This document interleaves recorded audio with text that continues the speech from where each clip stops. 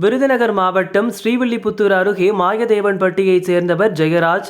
இவருக்கு சொந்தமான ஜெயந்தி பட்டாசு ஆலை உள்ளது. இங்கு 20க்கும் மேற்பட்ட அறைகளில் 100க்கும் மேற்பட்டோர் வேலை பார்த்தனர். இன்று காலை வழக்கம் போல் ஊழியர்கள் பட்டாசு தயாரிக்கும் பணியில் ஈடுபட்டனர். பட்டாசுக்கு தேவையான ரசாயன கலவையின் போது ஏற்பட்ட உராய்வு காரணமாக பயங்கர வெடிவிபத்து ஏற்பட்டது. 3 அறைகள் இடிந்து தரைமட்டமாகியது.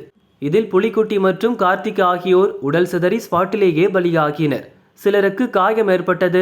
அவர்களை ஸ்ரீவில்லிபுத்தூர் அரசு ஹாஸ்பிட்டலில் அட்மிட் செய்தனர். தீயணைப்பு வீரர்கள் தீயை அணைக்கும் பணியில் ஈடுபட்டு வருகின்றனர். மல்லி போலீசார் விசாரணை நடத்தி வருகின்றனர்.